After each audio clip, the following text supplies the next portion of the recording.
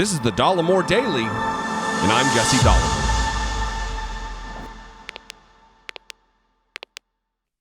I've been talking for a long time about the problems that I have with the federal authorities who lack ambition relative to holding Donald Trump accountable for his many, many crimes. The Mueller report, just the Mueller report, outlined 8 or 9 or 10 separate instances of obstruction of justice that was committed by Donald Trump. Not to mention all the other things. Not to mention the Emoluments Clause violation. There's so many things. And now it appears that maybe we shouldn't be pinning our hopes on Merrick Garland, on the Justice Department, because the state of New York and the city of New York City are getting it done. Letitia James, just broke, but Letitia James is subpoenaing Donald Trump. I'm going to read from this New York Times article, but they have issued a subpoena. They are seeking to compel his testimony in a case that is not criminal. If they find him guilty, they will only be able to level civil charges. And he might even, I'm going to read from, you'll find out, but I'm going to summarize. He might be pleading the fifth, not testifying, which indicates that he did something wrong. You don't just get to choose to not testify.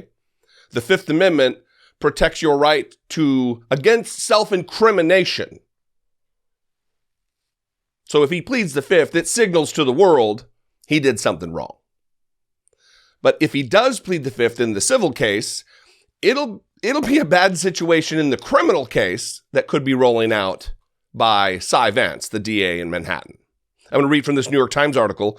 New York Attorney General to subpoena Trump to testify in fraud investigation. The move by Attorney General Letitia James comes at a critical moment in a criminal inquiry into the former president, who could try to block the demand. The New York State Attorney General Letitia James is seeking to question former ex-president Donald Trump under oath in a civil fraud investigation, according to two people with knowledge of the matter, an unusual move that comes at a critical juncture in a parallel criminal investigation into the former president. Ms. James, whose office is also participating in the criminal investigation being run by the Manhattan District Attorney, Cyrus Vance, is seeking to question Mr. Trump on January 7th as part of her separate civil inquiry into his business practices. Donald Trump has already he can't even run a charity. That's how ingrained the fraud and the misdeeds and the self-dealing was with the Trump Foundation, where they're funneling money for cancer kids, children who are ill with a deadly disease. They're funneling that money into Donald Trump's businesses, into his golf courses, using charitable monies to buy giant portraits of himself and Tim Tebow jerseys and gear. Gross. If Ms. James finds evidence of wrongdoing, she could file a lawsuit against Mr. Trump, but she could not file criminal charges. But her request comes as Mr. Vance is pushing to determine whether Mr. Trump or his family business, the Trump Organization, engaged in a pattern of criminal fraud by intentionally submitting false property values to potential lenders. Mr. Vance, a Democrat, did not seek re-election and is leaving office at the end of the year. And because the two investigations overlap, both Ms. James and Mr. Vance are focused on whether Mr. Trump inflated his property values to secure financing, and their offices are working together. Mr. Trump could refuse to sit for a deposition once Ms. James formally subpoenas him. His lawyers could ask a judge to block the deposition, arguing that Mr. Trump's testimony could be unfairly used against him in the criminal investigation, violating his constitutional right against self-incrimination. Which means there might be incriminating documents. That's what that would mean. If he says, nah, I'm not going to testify because I could incriminate myself, that means the testimony he would give would be incriminating. They might also argue that Ms. James, a Democrat who is running for governor of New York, is seeking to use the request for a deposition to bolster her campaign. Even if a judge sided with Ms. James, Mr. Trump could invoke his Fifth Amendment right and decline to respond to questions. Same thing.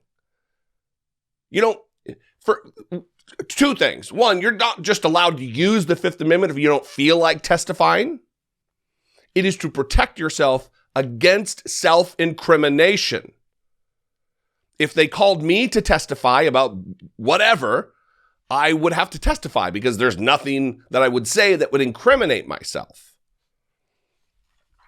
Still, while the decision to invoke his constitutional right could not be used against Mr. Trump in the criminal investigation, it may harm him in Mrs. James' civil inquiry, so he may also choose to comply with the subpoena and answer her questions.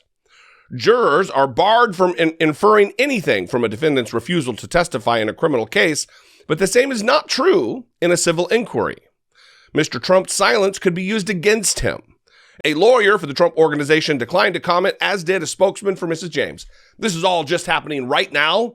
I'm how the sausage is made. It's 8:41 right now. I'm going to turn around, get this video edited, get it on YouTube. Maybe it'll be a half hour. So this is all developing. Tomorrow, we'll break it down with a little bit more information and analysis of what has gone on. I'm sure there will be all kinds of talking heads running their mouths about it, including me. So check it out tomorrow. We'll talk about it more in depth. In the meantime, what do you think? Call, leave me a voicemail, 714-576-4054. Of course, you can email me daily at dollemore.com. Thank you for your time. I don't often do the breaking news thing, but it's happened a couple times this week, so it is what it is. Follow me on social media. I'd love to connect with you there. I'm at Dollemore just about everywhere, Twitter, Instagram. That is a good time, oftentimes. And if you appreciate what I do, the effort, or giving you a smile or some information, whatever, I would appreciate it if you consider supporting my work here on the platform.